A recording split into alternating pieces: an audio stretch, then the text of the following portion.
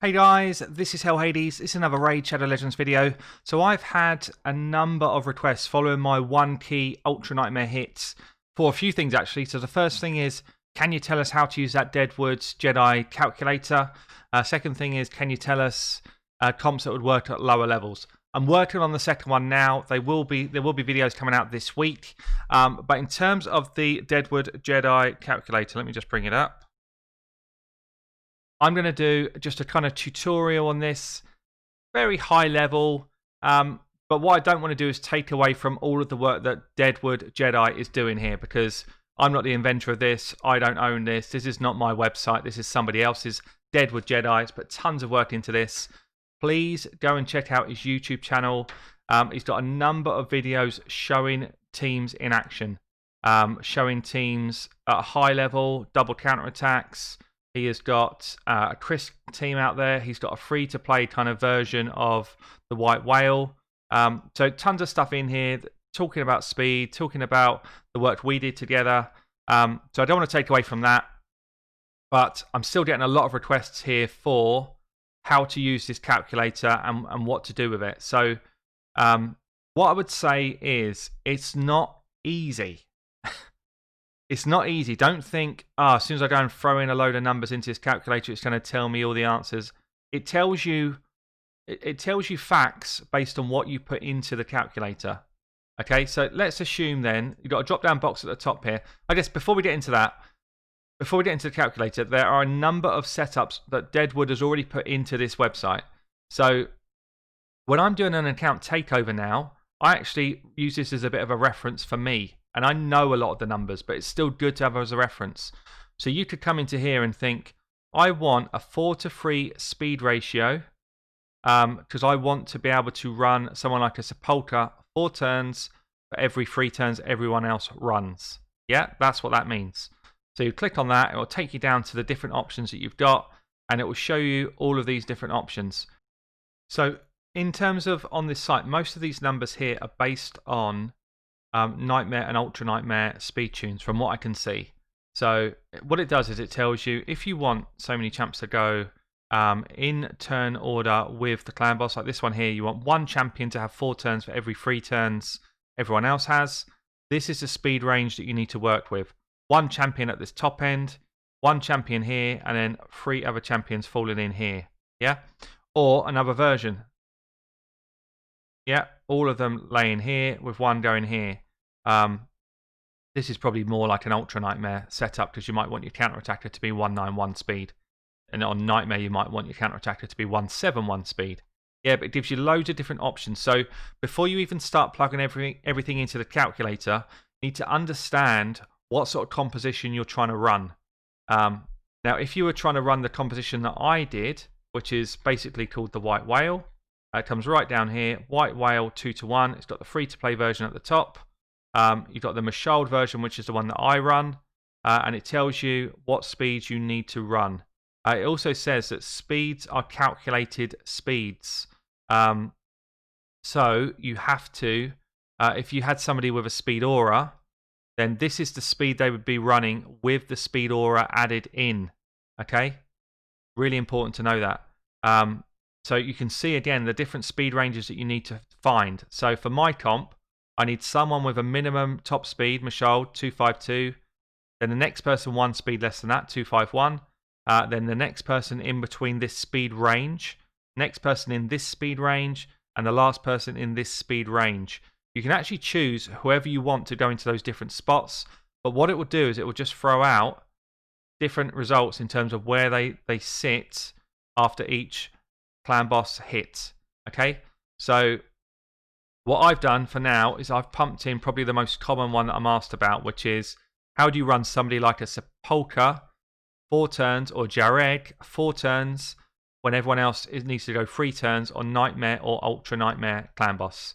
So this speed rule here would be a Nightmare. This one would be your Ultra Nightmare. So what I've done is I've just set us up as Nightmare. So this would be Sepulchre as the lead. And then you might have somebody like a Skull Crusher. It only pops up champions in this tally at the moment if they do something to do with speed or counter, from what I can see. It does not have everybody in this list. It just has people that have got some sort of speed mechanic or counter mechanic. So if you don't find your champion, just type them in. So you might have Frozen Banshee here, for example. But you just type it in because you don't have her. It doesn't have her in this system. So what you have to do is you just have to fill in all the champs that you're going to use. You then need to fill in whether they've got any speed sets on. So let's assume we've got 2 here, and what her base speed is. So let me just bring up my game to check a couple of numbers. What I'm actually going to do is throw my game on my other screen so I can fill it in whilst I'm talking to you guys. So Sepulchra's got a base speed of 98, and then we need her max speed to be 258. No, sorry, I've got the wrong speed there.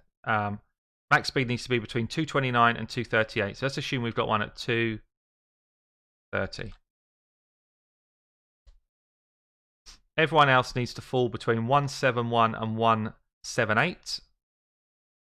And it says here, the first after the second AoE 2 will be this champion. The slowest will be last. Which is kind of, I guess it's pretty obvious, but if you don't know it, you don't know it. So we've got Skull Crusher in, let's assume he's got no speed sets. His base speed is 98. And then he's going to be our 171 champ. Pretty much, if you can get away with not having Law of Steel on, it's better in your masteries. But if you did have it on, you just need to click yes here. And you'll see it just changes to calculated speed slightly. That can throw out a lot of stuff in this sheet if you are right close to the edge. So if you're right on the edge of one of these, 229 or 171 or 178, that could throw your sync out. So we then have come back to the cooldowns and stuff in a minute. Frozen Banshee is a 172 overall. So we need to put her base speed in at 99. Let's assume she does have one speed set. See the way it just kind of flips it a little bit there as well? Because a speed set is based on her base speed. What the thing's doing here is it's multiplying out what speed set does to your base speed and then checks if it's a whole number or not. It's really important actually. If it's not a whole number, then it can throw you out. So let's assume we've got a marked here, dropping our defense. And marked was at a speed of, let me just find her. She's got a base speed of 100. And she's going to be running at 173 for us. And then we're going to have, I don't know, like a Razin or something here. Razin coming in at 174. He's got one speed set, and his base speed is low. I think it's like 91, maybe. Let's check. 91. Yeah. Okay. So what that's done so far, because this is only a tool which is spitting out information that you're giving it. So far it's saying, if nothing changes, this is the order that your team will go in. Exactly this order. But what you need to tell it is, what abilities have these champions got that make a difference to speed or being stunned? Okay? Now, someone like a Frozen Banshee, her turn order, it'd be good for you to see it, but a turn order doesn't really matter. Skull Crusher, though, does. You always want Skull Crusher to get his AoE off, his counterattack off right before the AoEs go. So what you want to do is you want to tell the system how many turns cooldown does his AoE take. So his A2 has got a 3-turn cooldown. So what that does is it just pings in when does the A2 going to land if you did nothing else. Now, if you had a composition where you wanted Skull Crusher to do his AoE at the end of, or just before the second big AoE slam, so if you wanted your counterattack to land before the second AoE slam, you can actually tell the system you want to delay this move by 1 turn. And you'll see it'll flip. So now it'll go there. All this is a kind of showcase for you in terms of where should abilities be landing.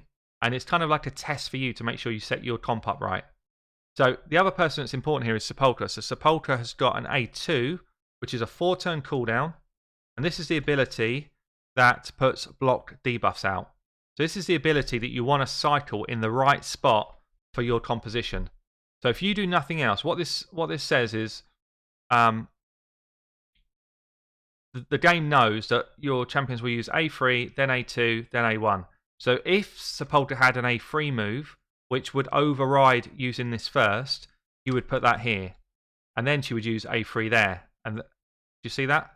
But she doesn't. Sepultura does not have an A3 move. She's got a passive. So with Sepultura, we're saying it's a 4-turn cooldown on her A2. And we want that to land before the stun. Because we want her to... She actually could... Yeah, we want it to land in this turn frame here. So we want it to land before the stun so that whoever could take the stun is going to get the block debuffs up. You may suggest that you'd want it to land here because you actually want to block something like a decreased speed or whatever. But so you could either choose here or you could choose here. You just need to understand. So Sepultura's got a 2-turn buff. So if we delayed it by 1 turn, say 2, you see how it goes back here? It's still not far back enough. We need to delay it by 2 turns. That means it would drop here before the second AoE every time. Yeah, in that same spot because you've got the cooldown running at the right time. Now, next interesting thing is just watching where she sits. So if she dropped a 2-turn block debuffs here, you just need to count out that nobody's going to lose it. So in this instance, Skull Crusher here is slower, uses 1 ability, 1, 2, 3, 4, 5. It would drop off of Skull Crusher here. So you either would have to make, so basically you'd have to delay it for 3 turns. Because you don't want anybody to lose that block debuffs. So there we go.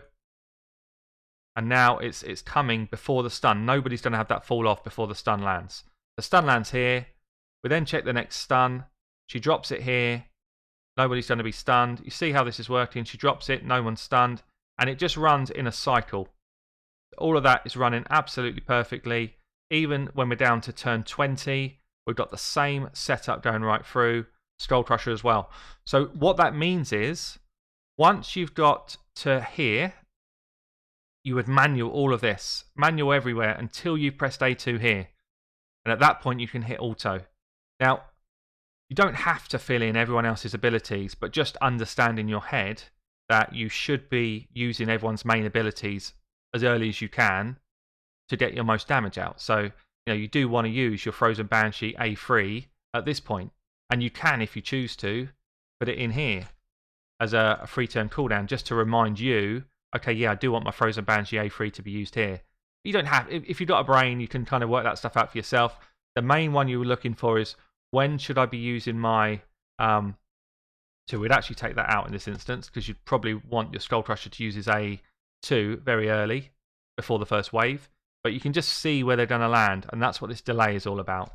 So hopefully that sums up the kind of basic one of like a 4-3. The more complex one I'll come into now. Okay guys, so I have taken on this speed comp here, the White Whale 2-to-1 using Mashald. Okay, so I've literally just used this setup requirement here. What this is saying is Mashald has to be fastest, and he needs to be a minimum of 252. He can be a little bit quicker than that. Your second champ has to be the second fastest, 1 speed behind Mashald. And if you're using a counter attacker, that would go there. So for me, that's my Valk. I then need somebody in this speed range, someone in this speed range, and someone in this speed range. So I've thrown that into my calculator, and I have got my Mashald coming in at 254. This is actual speeds from my setup. I've got him in two speed sets, and his actual speed's coming out at 253.72. Yeah. My Valkyrie I've actually got down to 251. So my Mashald's a bit higher. Valkyrie's spot on, but it still runs fine. You do want to test that it does run fine on this. Got my speed sets in. She does have Laura's Steel on, so she's actually running just over 251. I've then got in that third spot 224 to 239. My Draco going at 226. These could all go in any order. Then I've got in the second spot my Altan at 208. So it just needs to fall in there somewhere. And in my last spot, I've got Bad L running at 188.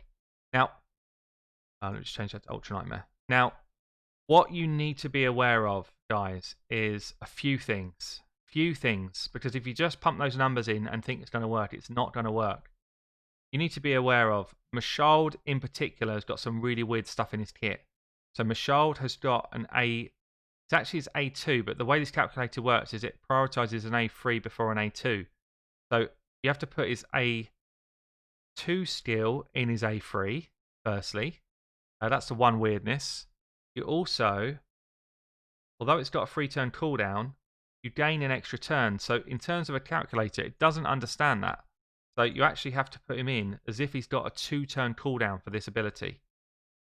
That's two things which you kind of have to manual intervention on. Bad L is going to be my cleanser in my setup. But what this calculator does not understand is when somebody takes a stun, it's going to push back their ability. So right here, at this moment in time, my Ultan will take a stun. First time round, Bad L cleanses it, but with his A2, see this? Second time round, Ultan takes a stun here. Ultan then gets a turn before any sign of Bad L cleanse come in. So I need to have manual intervention to know that one time throughout this run, before I get to kind of true heaven, this setup here, this is your kind of turn 9 is when you get to the true sync. I need to know that Ultan is going to go out of sync by one turn within that. Okay? That's one thing. Another thing is I need to drop Valk so that she sinks in. Always do her AoE, I keep calling it AoE, her counterattack before the second AoE hit. So I basically need Valk. When we get into sync, forget about before turn 9 initially. When I get to sync, I don't want it to land here before AoE 1. I want it to land here before the big one. So I need to delay her turn 2 times. If I delay her 2 times, that will then fall into sync so that for the second AoE, she always does it just before. And for the first AoE, she does it mid-cycle, which means everyone will still have the shield and counterattack up. So that means you'll get the most benefit out of your counterattack. Now, I also want to make sure that Ultan is always running his A2 before Valk, which in this setup it is, but I will have to manually intervene for that one time when he gets stunned. And that's important that you know that, because otherwise you'll go out of sync. The other thing is I need to make sure that Bad L is cleansing the stun. Here's the stun. I need Bad L to say A2 here. So I actually need to drop that back 2 turns. And then Bad L says A2 here. And then from that moment on, as long as that setup goes as it should do, and I intervene when that stun hits Ultan or somebody else, then it runs perfectly right the way through and you always get 10 hits. Something else to be aware of. If you skip onto a different affinity, then everything can change. So if I look at my team now, and this is why, this isn't as easy as people think it is. You need a lot of thought process to go into that. So if I think about, let's just skip the rewards quick. That. Nice. Okay, so if I think about the different types of clan boss you could have, on Void Affinity, that's going to work 100% of the time, as long as you do your setup correctly. On any other affinity, you can have problems. So if I show you my normal team, firstly, you want to make sure that the threat is not coming on any of your important champs. So I actually want the threat to be Ultan, then Draco, then this. If Mashauld gets a stun, your setup gets completely run over. If Valk gets stunned, your setup's all over the place. If Bad L gets stunned, your setup's all over the place. So instantly we got problems. If it flips into Force Affinity, he's more likely to hit red. He's more likely to hit blue. That should be fine for me. So Force Affinity should be fine for me to run this setup. If it was on Magic Affinity, he's going to not try and stun my 2 people I want him to stun. He's going to flip to green, and he's going to stun up my Mashauld, which completely throws the setup out. In that instance, we need to change it up. I'm probably, for Magic Affinity, just going to completely take Mashauld out of the mix and just run my old comp. I think I'll do more damage. If it's on magic affinity, then sorry, spirit affinity, then he's more likely to target a red champ, which means he's more likely to target my bad L, which again means it could just throw my composition out. So if we show it here quick, actually. My setup is also going to change because he's also going to put decreased speed on my team. So all of that work you've just done to speed comp will be thrown completely out. So again, on this spirit affinity, this will not work and give me something anywhere near a 1 key. I'll be probably more like lucky if I get a 2 key. So it shows how sensitive it is. It's definitely better on Void than anywhere else because things can go wrong outside of Void. But guys, hopefully that's helped you with how to use it.